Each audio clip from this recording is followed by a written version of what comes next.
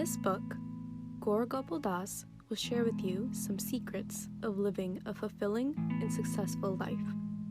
According to him, your life is similar to a vehicle.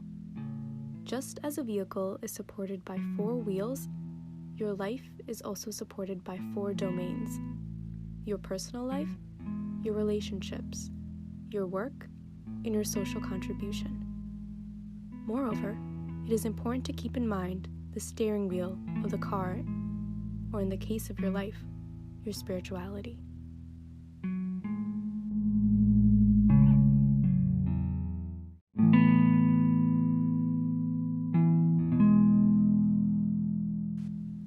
According to the author, gratitude is imperative when it comes to living a fulfilling life. We have a tendency to focus on the bad things in life instead of the countless things we're blessed with. The author says that this is similar to when something gets stuck in our tooth and that's all we focus on, completely forgetting about the 31 other molars that we have. He recommends to practice gratitude through a gratitude journal and spending 5 to 10 minutes every day writing down the people and the things that you are grateful for. Also, it is important to show your gratitude to the people in your life if you want to live a fulfilling life.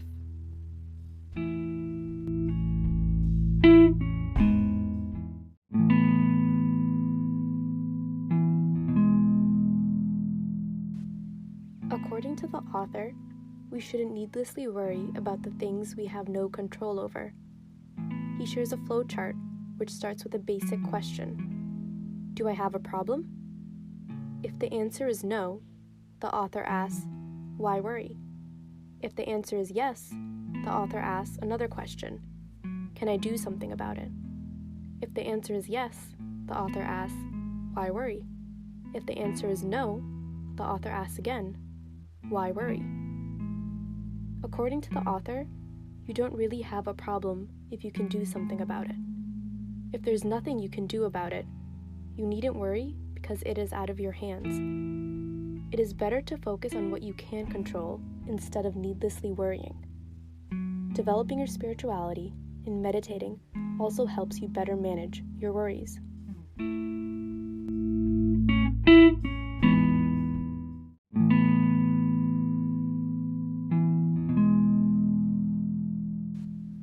The author provides an example of a wife who would look outside the window every day and comment on her neighbor's dirty clothes hanging out to dry. She would call her lazy and careless.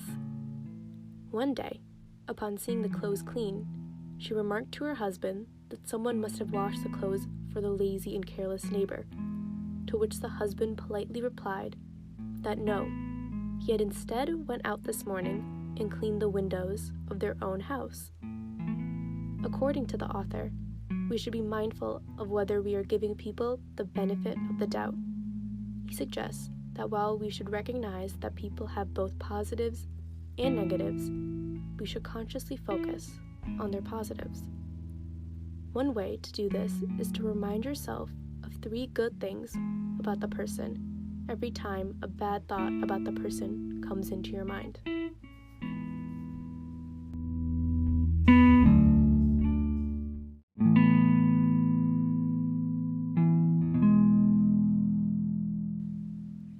According to the author, we should first heavily invest in our relationships with others before criticizing them.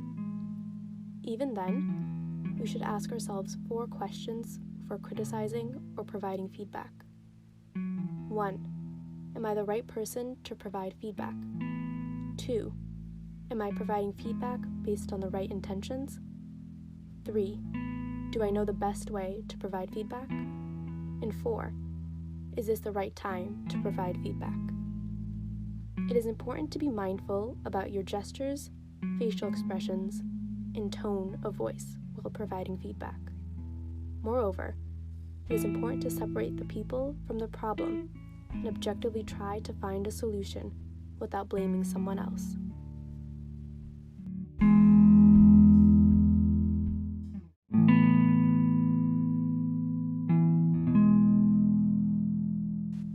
According to the author, competition is a part of our lives, but we should foster healthy competition. Moreover, instead of competing with others, we should seek to compete with ourselves and focus on what we can do to improve every day. What someone else is doing doesn't really matter because everyone is on their own journey. Moreover, the author recommends using the Japanese concept of ikigai, which helps you find out your reason to live.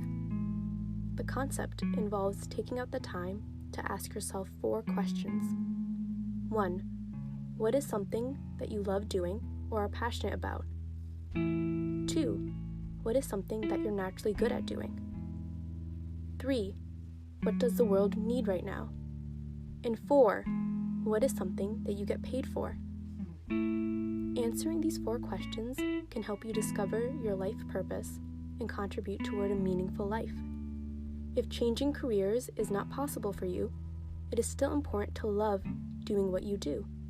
After all, you spend a whopping 80% of your time doing work, and it is not worth spending your entire life doing something that you truly do not care about. At the same time, it is important to develop your life philosophy when it comes to social contribution. Are you like an ice cream with the philosophy of enjoying life thoroughly before it melts? Or are you like a candle whose philosophy is to provide light to others before it completely melts? This is for you to determine, and despite where you live on this spectrum, you should strive to become more like the candle as you progress through life.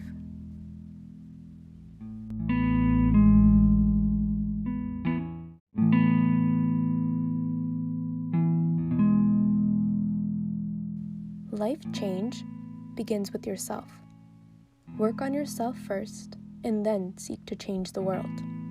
Also, don't forget your family, as charity truly begins at home. And remember, to live a balanced and meaningful life, you have to take into account all 4 domains: your personal life, your work, your relationships, and your service.